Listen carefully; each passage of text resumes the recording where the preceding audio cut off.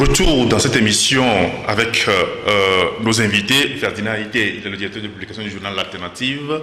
Nicolas Adikli, directeur de l'agence de service de presse Afrique Monde, aspamnews.com. Nous allons maintenant parler des élections présidentielles dans la sous-région en Afrique de l'Ouest aujourd'hui. Hier, je pense que ce sont les Guinéens qui étaient aux urnes. Et le 31 octobre prochain, c'est les Ivoiriens qui seront dans les urnes. Mais l'opposition ivoirienne est en bloc contre Alassane Ouattara qui veut dupliquer le troisième mandat. Comment est-ce que vous percevez la situation en Côte d'Ivoire? Pour dire Dogo, actuellement en Guinée, le dépouillement se poursuit. Et selon mes sources les plus sûres, c'est dans les dialogues qui est en tête pour le moment. Même si certains chiffres veulent tronquer, soi-disant, de RFI, ce qui n'est pas même authentifié, disant que Condé est en avance, non. Selon mes sources les plus sûres, dans les dialogues, pour le moment, est en avance. Bien. Pour le cas de la Côte d'Ivoire, qu'est-ce qui se passe? Vous avez un monsieur à qui on a accordé une certaine grâce. Je vais parler de grâce judiciaire. Parce que quand je parle de grâce judiciaire, qui lui donne une certaine identité. Je veux parler du président Alassane Ouattara, qui était citoyen de la Haute-Volta avant. C'est à cause d'un décret de Houphouët-Boigny qu'il est devenu ivoirien. De ça, il n'était même pas satisfait. Premier ministre, il n'était pas satisfait. Avec l'appui de cette France-là, où il a déjà une femme française avec lui, il est devenu président. 2 mandats après, qui ne le suffisent pas. Ouattara, après la rébellion, jusqu'à ce qu'il ne vienne, il devient président par la force des choses, parce que Sarkozy l'a dit, nous avons dégagé Gbagbo et amené Ouattara. Ça dit beaucoup de choses. Ça veut dire aujourd'hui même que Ouattara n'avait même pas gagné les élections là. Donc, il est là avec 2 mandats déjà qui ne le suffisent pas. Il veut faire le 3e mandat parce que sur les 22 millions d'Ivoiriens, il n'y a personne qui peut le remplacer. Ça ne doit pas nous étonner, nous les Togolais. Parce que le Togo, nous allons dire que nous baignons dans ça. Maintenant, il s'est arrivé que le monsieur est confronté à une opposition qui a immédiatement fait le rotopédale pour se souder.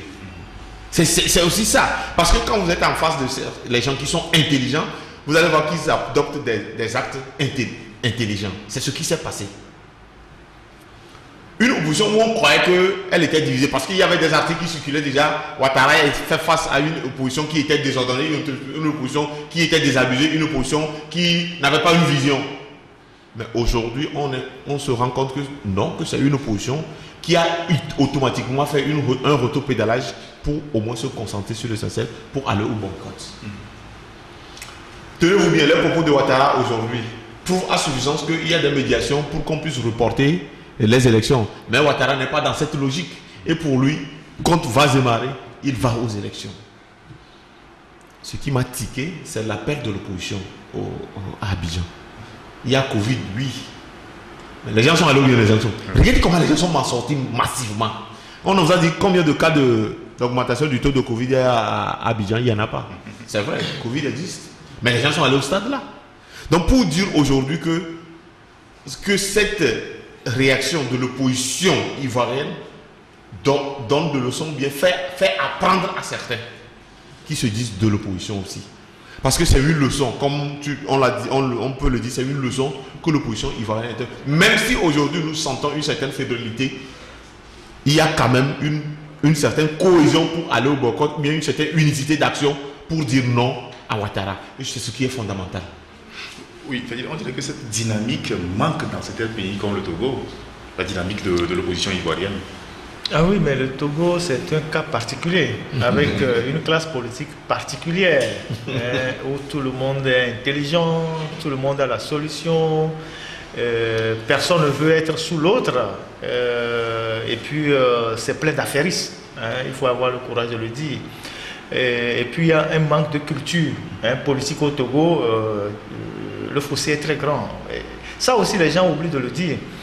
Le fait d'avoir vécu sur une dictature aussi longue que celle des Gnassingbé a fait que les Togolais n'ont pas de culture politique. Les Togolais ne comprennent pas que le jeu politique est un jeu dynamique, est un jeu où, dans lequel il n'y a pas d'adversaire éternel, il n'y a pas de partenaire éternel. Vous pouvez être ensemble aujourd'hui, si demain les intérêts demandent à ce que vous vous séparez, vous allez vous séparer, mais si demain les mêmes intérêts demandent à ce que vous vous réunissiez, vous allez vous réunir. L'essentiel c'est que vous avancez. Si vous prenez le Burkina Faso aujourd'hui, le CDP qui est le parti de Blaise Compaoré et le parti de Zéphirin Diabré aujourd'hui sont ensemble pour combattre Roch Kaboré. Hier ils étaient des ennemis. C'est ça le jeu politique. Si vous prenez la Côte d'Ivoire, tous ces gens-là qui se sont tirés dessus, ce n'est même pas des gens qui se sont fait des cadeaux. Non. Ils ne se sont pas donné les mains, ils ne se sont pas tapés sur les épaules. Ils se sont tirés dessus à l'arme lourde. On a humilié les gens en mondovision. On a vu Simone Gbagbo, comment il a été humilié. On a vu Laurent Gbagbo, comment il a été humilié. On a vu Charles Blé Goudé, comment il a été humilié. Mais aujourd'hui, à partir du moment où ils ont un adversaire commun qui doivent tous chasser dans l'immédiat, on a vu les pro-Gbagbo, les pro-Soro, les pro-Bédié, les pro-Blé Goudé, même les pro-Guillaume Soro. Les pro-Guillaume Soro. Et même les gens qui sont sortis de chez Ouattara il y a à peine 2 ou 3 mois, comme les Amotano, comme les Mabri Touakeuse, se sont retrouvés au stade pour conspuer l'ennemi commun, pour dire nous ne sommes pas d'accord. De telles pratiques, vous ne la verrez jamais au Togo. Les gens vous diront, oh non, c'est nous qui avons le titre foncier de l'opposition depuis longtemps. Vous venez d'où? On n'a pas besoin de vous ici, laissez-nous faire. C'est nous qui faisons ça depuis. C'est nous qui avons la recette, on n'a pas besoin de vous. C'est comme ça que les gens raisonnent au Togo. Et depuis longtemps, chacun tient le titre foncier de l'opposition dans sa main. Et le pouvoir est là. C'est pour ça que je dis on n'a pas de culture politique. Le fait que tous ces gens sont mis au terrain à Abidjan ne veut pas dire qu'ils sont ensemble. Ils sont ensemble pour l'objectif immédiat. Après, chacun pourra reprendre son chemin. La guerre pourra recommencer entre eux. Mais dans l'immédiat, là, celui qui menace leur vie commune, c'est Ouattara. Donc, ils se soudent pour combattre Ouattara. Dans l'instant T, quand ils auront dégagé Ouattara, leur animosité pourra reprendre. Soro pourra continuer par tirer sur Gbagbo, Gbagbo pourra continuer par tirer sur Bédié. C'est comme ça la politique. Et cette culture politique manque au Togo. Parce que pendant longtemps, la scène politique a été, l'espace politique a été confisqué par une dictature où les gens n'ont rien appris. À part être dans le schéma linéaire. Je suis opposant. Encore que bon, un opposant, comme je le dis toujours, on n'a aucune preuve qu'un opposant est un démocrate. Il y a une nuance dans les termes. Quand tu vois Ouattara et Condé, comment ils ont géré leur pays, ce qu'ils font aujourd'hui, vous allez comprendre qu'un opposant n'est pas forcément un démocrate. Si vous voyez comment nos partis politiques sont gérés, où les leaders s'accrochent jusqu'à vie, même étant mourants, ils ont toujours confisqué le parti. Même si les partis sont aujourd'hui en lambeaux, vous comprendrez que les gens qui demandent à ce que les règles du jeu changent ne sont pas prêts à se l'appliquer eux-mêmes. Alors du coup, la question togolaise est beaucoup plus complexe qu'on ne croit. Parce que pendant 30 ans, on a fait du surplace avec une génération de classe politique qui est totalement aujourd'hui au soir de sa vie. Tous ces leaders sont fatigués aujourd'hui. Et moi, je n'ai pas la langue de bois pour dire aux gens il ne faut plus rien attendre de ces partis politiques, de ces leaders. Ils ne pourront rien faire. Ils ne pourront plus rien faire. Ayons le courage de le dire. Quand moi je vois les gens se tirer entre eux, les pro-Podro, je ne sais pas, dynamique, contre les pro-ANC, contre les pro-ceci, tous ces gens-là ne pourront plus rien faire à la situation politique aujourd'hui au Togo. Tout au moins, ils jouent le maintien. Si on doit ramener le débat politique à un championnat de foot, ils jouent le maintien. Ils occupent l'espace en attendant qu'une solution peut-être ne vienne de quelque part. Alors, quels que soient les actes qu'ils posent aujourd'hui, ça ne doit pas nous énerver. Nous, par exemple, au niveau de notre rédaction, on accorde plus trop de priorité à la classe politique actuelle. Il y a plus de sujets qui intéressent les Togolais que ça. Si nous arrivons à débloquer des situations pour les Togolais, nous sommes fiers que de rentrer dans les guerres des opposants qui sont au soir de leur vie, qui sont fatigués, qui veulent juste qu'on organise les élections pour que chacun puisse amener ses hommes à prendre les places au Sénat, à la CENI pour manger. C'est tout. Aucune solution ne viendra de cette classe politique. Elle a raté le coche, elle est âgée, figurez-vous quand même, depuis 30 ans, il n'y a pas eu de renouvellement du personnel politique. Dans l'opposition, il n'y a pas eu de renouvellement des idées. Même quand les gens vont dans leurs assises au niveau des partis politiques, vous ne les verrez pas changer la tête des partis politiques. Ils ressortent avec les mêmes personnes, avec les mêmes discours. Ils vous disent, mi bavon là, c'est ce qu'on dit aux gens. Et les naïfs continuent par suivre les gens. Mais moi j'ai déjà entendu ça il y a 20 ans. Je vais vous raconter une petite histoire. Peut-être que je monopolise la parole, mais c'est important de raconter ça. Dans les années, après l'accord cadre de Lomé, qui est différent de l'accord politique global. Non, l'accord cadre de Lomé. Quand il y a eu hold-up en 98, en 99, Jacques Chirac est venu. Nous étions parmi les jeunes qui étaient à l'hôtel de février quand Gilles Christ a insisté qu'il devait rencontrer Yadema face à face pour régler le problème. Et quelqu'un comme Natchaba qui vient de mourir et que les gens sont en train de couvrir des loges alors qu'ils font partie des gens qui ont le plus détruit ce pays. Vous comprenez? Ça, c'est le cerveau même du mal togolais, ça. Fambaré Natchaba. Natchaba a répondu sur RFI que Yadema n'a pas à recevoir Gilles-Christ Olympio et que bon, il doit être traité comme tous les autres opposants. Et les autres opposants, comme ils étaient déjà des concurrents, sont rentrés, c'est-à-dire qu'on profitait aussi pour rentrer à Gilles-Christ Olympio en disant oui, il n'y a pas de privilège pour quelqu'un. Alors Chirac est venu et Yadema a donné sa fameuse parole de militaire en disant c'est le dernier mandat, en 2003, à la fin du mandat, je vais partir. Ok. En tout temps, en 2002, Agbéomé et son colissier Natchaba ont commencé par traficoter les caisses pour casser la constitution. Mais nous, on avait déjà les échos. Et on est allé voir un leader à l'époque pour lui dire, ah, ils sont en train de vouloir, c'était déjà 2001, ils sont en train de manœuvrer pour modifier la constitution. Nous devons nous préparer au cas où quelque chose doit arriver de ce genre, on doit vraiment nous organiser. Ce leader nous a dit, oh mais vous les étudiants là, vous réfléchissez trop. Vous êtes trop pressés. Vous êtes vous êtes trop pressés. Vous pensez que nous on va les laisser faire? On ne les laissera jamais. S'il faut même ça là. On a compris. Oui. Ils ont ça. Oui. De nous calmer, on va voir ce qui va se passer. Après, il y a une interview qui a été accordée dans un journal où ce leader a dit il y a des gens marchera sur nos cadavres pour modifier la constitution. Nous étions tellement contents. On dit, ah, les leaders là, nos grands frères là, ils ont les moyens. Comment il y a des gens là, va voir. 2002, Agbéomé et Natchaba ont fait un séminaire à l'INFA de Tobé. Ils ont rassemblé des jeunes de RPT là-bas. Et Yadema était en Afrique du Sud. Et ils ont dit qu'il n'est pas question pour Yadema de partir, qu'on doit modifier la constitution pour que Yadema devienne aille en cause l'élection en 2003. Et Yadema était à une conférence de l'Union africaine, ou bien de l'OUA, je ne sais pas, en Afrique du Sud.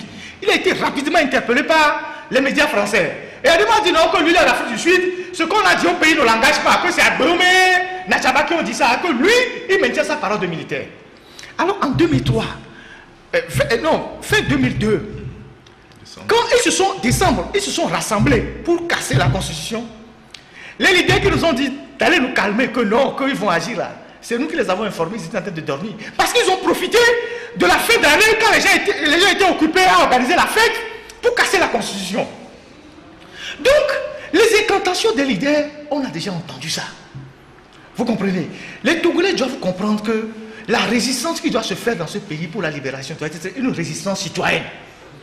Pas une résistance partisane. La résistance partisane finit par neutraliser les forces démocratiques. Parce que les gens qui sont pro-Nicolas vont dire nous on ne sera jamais pro-Ferdinand. Les gens qui sont pro-Ferdinand disent nous ne serons jamais pro-Isidore. Et quand vous voyez maintenant sur les plateformes WhatsApp là, c'est la guerre. Depuis. C'est la guerre. Tout le monde cherche que l'autre tombe pour reprendre la place. Alors les Togolais doivent comprendre que leur salut ne peut pas venir de cette classe politique. Elle est dépassée par les événements. Elle est fatiguée. Elle n'a plus les moyens de la lutte. Ça ne veut pas dire qu'ils n'ont pas fait de leur mieux. Ils ont fait ce qu'ils ont pu faire. Ils sont des humains. À un moment donné, ils sont limités aujourd'hui. Il faut aller au-delà. Et donc, quand tu es convaincu que la solution au problème togolais ne peut pas venir de cette classe politique-là, assez divisée, assez émiettée, où chacun prêche pour sa chapelle, tu es tranquille. Tu fais ta part en attendant que la solution vienne un jour. Et elle viendra. Parce que les gens pensent qu'il y a d'autres Togolais qui dorment. Non. Même si des Togolais dorment, un système comme celui du RPT Uni, avec autant d'années qu'ils ont passé au pouvoir, c'est frites. C'est frites. Ils vont finir par s'effriter, ils vont s'effondrer. Donc quand on sait ça, quand on lit l'histoire, quand on comprend le cours de la vie, on ne se mêle pas de ces querelles partisanes là où les gens passent tout leur temps à décocher des flèches les uns contre les autres, à se décerner les titres de vrais opposants, de faux opposants, d'opportunistes, de non-opportunistes. Tu ne perds pas de temps dans des débats de chiffonniers comme ça. Tu laisses les gens faire. Tout ça aussi, c'est le manque de culture politique. L'énergie que les gens déploient se combattre entre eux là, cette énergie-là, ils auraient pu la concentrer pour s'organiser, pour se réorganiser contre l'adversaire commun. Mais, comme l'égoïsme, le m'as-tu vu, c'est moi ou c'est personne, ce sont les critères qui caractérisent la classe politique togolaise. Personne n'a aujourd'hui l'humilité de faire le pas vers l'autre pour dire, les gars, on s'est combattu, on ne s'entend pas, mais sur l'essentiel, entendons-nous et avançons. Faisons bouger les lignes. Non. Donc les gens, vous voulez qu'on fasse quoi? Donc on se tait, on les regarde. Qu'ils continuent pas à se battre, se neutraliser entre eux, Forêt dans son petit coin en train de boire du petit lait.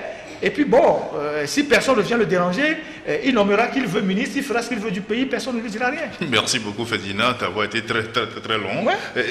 Nicolas, d'où viendra maintenant la solution, le secours? Il y a certaines idées qui proposent une assise générale de l'opposition togolaise. Est-ce que cela est possible? Et ils vont se bagarrer. Une assise générale de l'opposition ne se décrète pas. Ça ne se décrète pas. Au fait, le problème du Togo est plus complexe qu'on le pense. Aujourd'hui, nous sommes confrontés à une situation où c'est du laisser aller au niveau de l'opposition. C'est pour dire quoi? Ils sont fatigués. Il faut reconnaître qu'ils sont fatigués. Des années durant, ce n'est plus ça. Il n'y a aucune stratégie politique qu'ils peuvent adopter aujourd'hui qui peut convaincre. Ça, reconnaissons-le. Et à côté de ça, c'est des tirs. Tu vois, quand tu prends la dernière élection présidentielle, tout juste après les élections, l'ANC a reconnu une avance de la dynamique Godjolo. Tout juste après, on dit non que ce n'est pas ça. Après, d'autres ont parlé, dit que cette élection, on ne peut pas dire qui a gagné, qui a perdu. Nicolas, ouais. Vous comprenez? Oui, Nicolas, attends, je t'apporte de l'eau dans ton moulin. Oui. C'est-à-dire que les gens sont en train de faire injure à notre intelligence. Et ça, en tant que Togolais, on ne peut pas l'accepter. Et quand j'entends des gens, des leaders, des gens qui ont fait 30 ans dans la lutte politique, déclarer ce qu'ils ont dit là, c'est deux leaders qui disent ça particulièrement, que personne n'a gagné cette élection. Mais quand même, les Togolais, il faut qu'on soit sérieux. Il faut qu'on soit sérieux. Nous tous, nous savons que dans ce pays, le RPT Uni n'a jamais gagné l'élection. Ce principe est un principe de départ. Et c'est sur cette base que, à toutes les élections que l'opposition a participé et qu'on a volé, l'opposition a dit on m'a volé. D'où vient le fait que quelqu'un sort du bois aujourd'hui pour dire que la dernière élection à laquelle on a participé, personne n'a gagné. Alors quand vous dites que personne n'a gagné l'élection, le crime profite à qui? Celui qui a volé. Non. Quand vous dites personne n'a gagné l'élection, ça veut dire que la situation arrête celui qui est déjà assis dans le fauteuil. C'est tout. Et celui qui est assis dans le fauteuil, c'est qui? C'est le régime. Quand vous dites personne n'a gagné les élections, vous dites implicitement que celui qui est dans le fauteuil, c'est lui qui est là. Je ne sais pas si vous comprenez. C'est ça le caractère scandaleux de cette déclaration. Dites au moins que c'est quelqu'un qui a gagné et développez des arguments pour vous justifier. Si c'est le pouvoir qui a gagné, dites que bon, c'est Fort qui a gagné, voilà la base sur laquelle nous disons que c'est Fort qui a gagné. Mais si c'est le candidat de la dynamique qui a gagné, dites que c'est le candidat de la dynamique qui a gagné, mais il n'a pas le moyen de récupérer sa victoire. Vous aurez été honnête envers vous-même. Quand de dire que personne n'a gagné, vous allez à une compétition, on dit personne n'a gagné. Donc quand vous dites que personne n'a gagné, nous sommes dans une situation politique. Quand vous dites que personne n'a gagné, ça veut dire que celui qui est là, votre déclaration l'arrange. Parce que lui, il est déjà dans le fauteuil.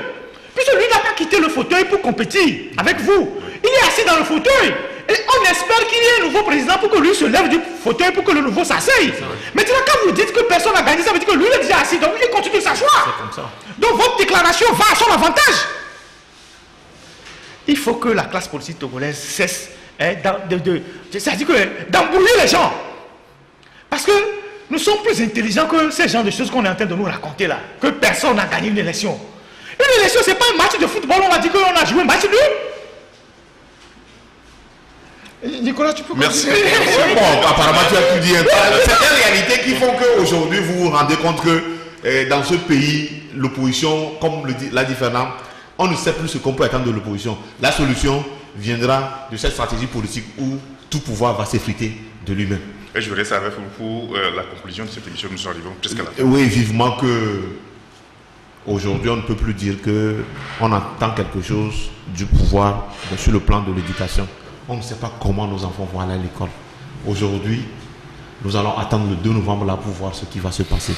Mais s'il y a quelque chose à dire, c'est qu'il faut reconnaître que le pouvoir est resté tranquille dans son coin, sans rien faire pour cette éducation, et qu'on nous annonce des élections, une rentrée déjà qu'on pense tumultueuse, surtout que les enseignants sont dans de graves revendications, où depuis cette revendication, rien n'a été appliqué. Est-ce que Kokoroko sera la solution? On ne sait pas. Lui-même, on l'a nommé ministre pour même le sauver parce que le CAMES l'avait déchargé de sa signature et il n'avait même plus de pouvoir. Donc, devenir ministre, même, c'était vraiment un bouffée d'oxygène pour lui, bien une manière de le remercier. Mais est-ce que dans ce sens, il va régler la chose? On ne sait pas. Vivement même que ceux qui prétendent gouverner ce pouvoir, ceux prétendent gouverner ce pays, aient au moins une petite volonté politique pour soulager un temps soit peu cette population. Merci beaucoup Nicolas. Et Ferdinand, mot pour conclure. Alors, pour conclure, moi je vais conclure en 2 phases. La première phase, c'est sur la question des terres qu'on vient de débattre. C'est un problème préoccupant. Il est important que les Togolais, partout où chacun se trouve, essayent de s'engager dans cette bataille-là pour qu'on arrête vraiment la saignée, cette ruée vers nos terres, cette dépossession du territoire togolais par les étrangers.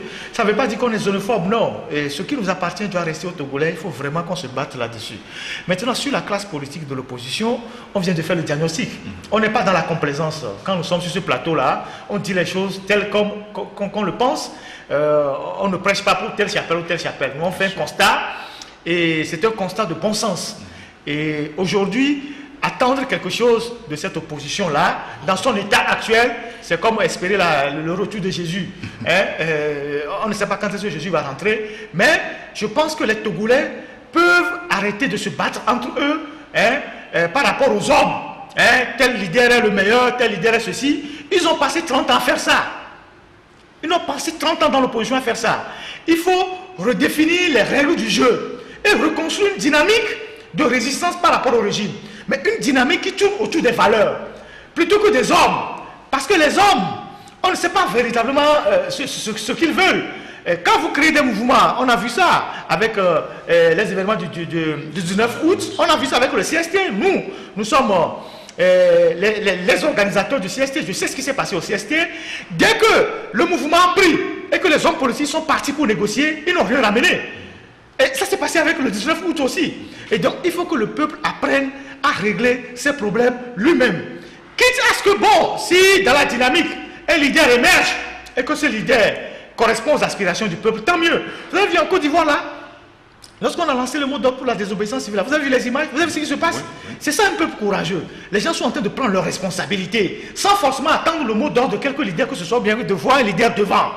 Donc, c'est toute cette réflexion qu'on doit faire. Sortir du cadre partisan, qui nous oblige à dépenser des énergies pour rien, pour nous neutraliser entre nous.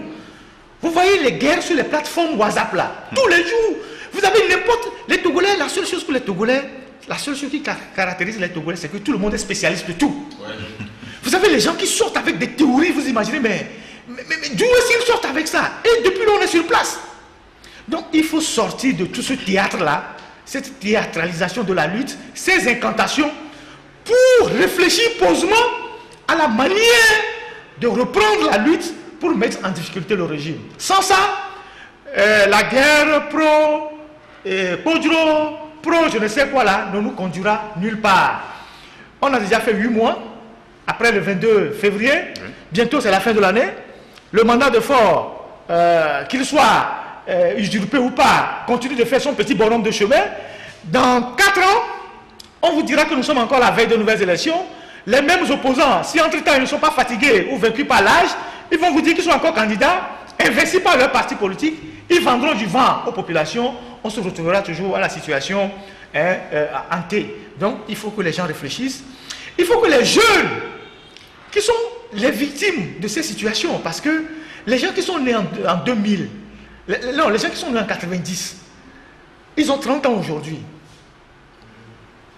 Est-ce que nous sommes d'accord? Oui, ils ont 30 ans aujourd'hui. Et beaucoup n'ont jamais travaillé. Vous trouvez dans les partis politiques de l'opposition, les gens qui ont 50 ans, ils n'ont pas travaillé dans leur vie. Ils attendent leur premier boulot. Ils attendent que leur leader devienne président de la République avant d'avoir le premier boulot.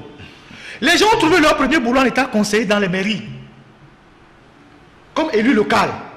Il faut qu'on nous essayions de rompre cette chaîne de malédiction-là pour faire en sorte que le Togo, ce territoire que nous avons en héritage et en partage, puisse être profitable à toute la jeunesse.